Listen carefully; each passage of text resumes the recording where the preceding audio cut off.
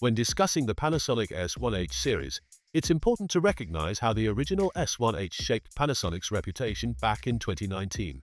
That camera wasn't just another hybrid body.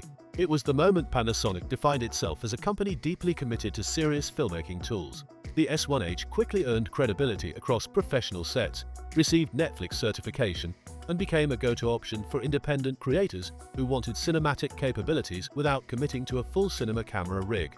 Fast forward to 2025, when Panasonic announced the S1 Mark II and S1 Mark IIe, many users assumed that the dedicated H line, known for pure video-centric performance, might be coming to an end. But recent leaks and ongoing industry conversations suggest otherwise. There are growing hints that Panasonic could be preparing a fresh, video-first flagship, what many are now calling the S1H Mark II. While the company hasn't confirmed anything officially, the amount of information circulating is compelling enough to examine closely.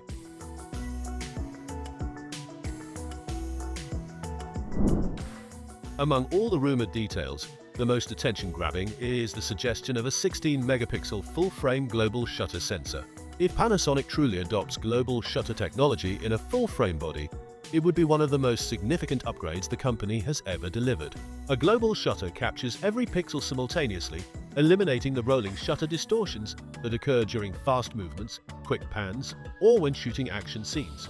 Drone work, handheld sequences, fast sports coverage, and run-and-gun filmmaking would all benefit dramatically from this change. Although 16 megapixels may sound modest compared to the higher resolution sensors in cameras like the Canon R5, Panasonic S1RII, or Sony A7R series, the point here is prioritizing clean motion, low noise performance, and fast readouts.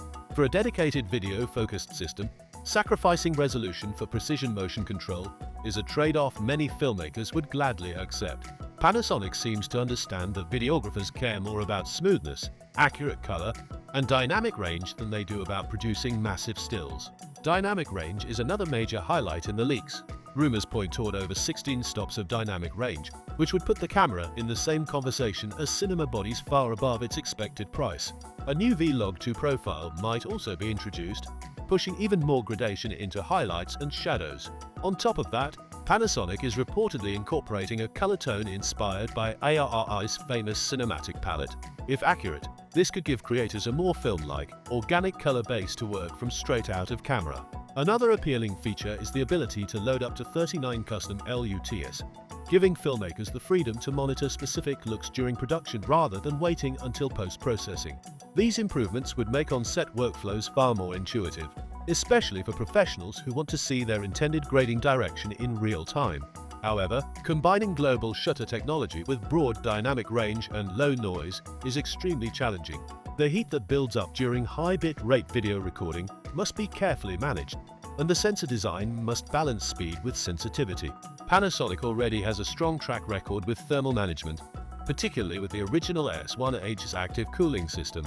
But achieving this with a global shutter sensor would require sophisticated engineering. Whether the camera can maintain all these performance claims without overheating will be one of the most important questions once real-world testing becomes possible. When moving into the rumored video specs, the picture becomes even more impressive.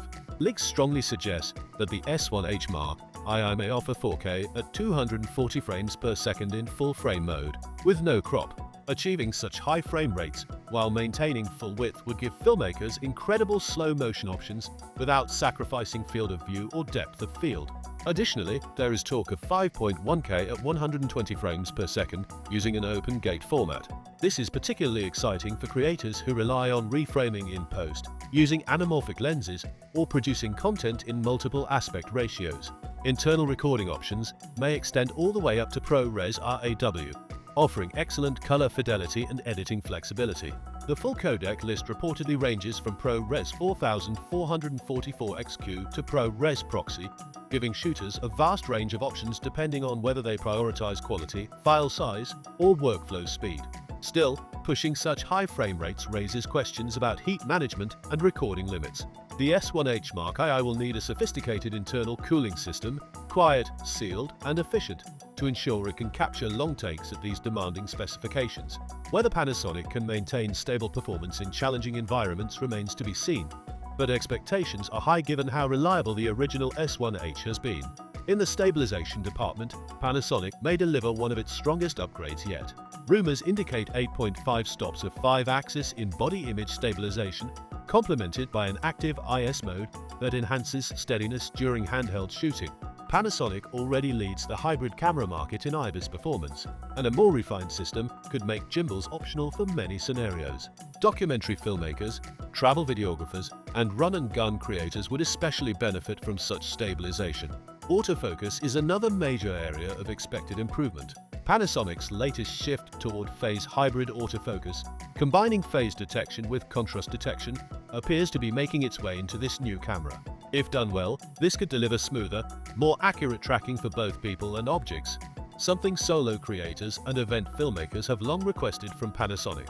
Predictable and dependable autofocus would place this camera closer to Sony and Canon performance levels.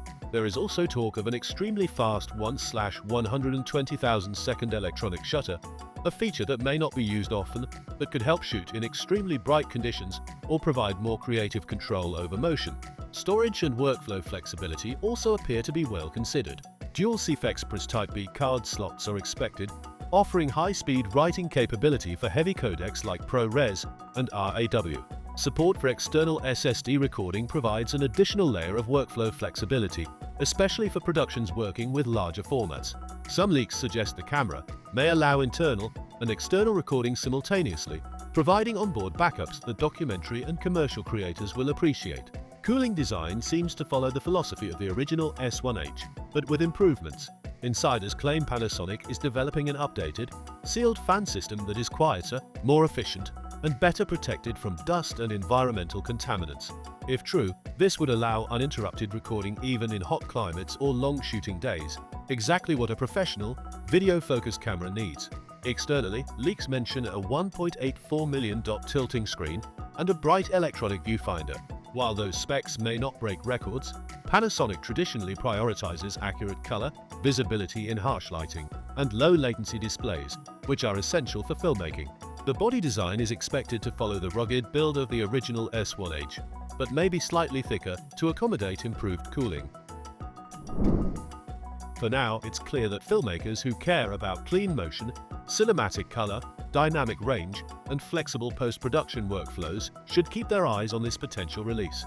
It may represent the next major evolution in Panasonic's filmmaking lineup, offering creators a tool that blends professional cinema features with the convenience and portability of a mirrorless body.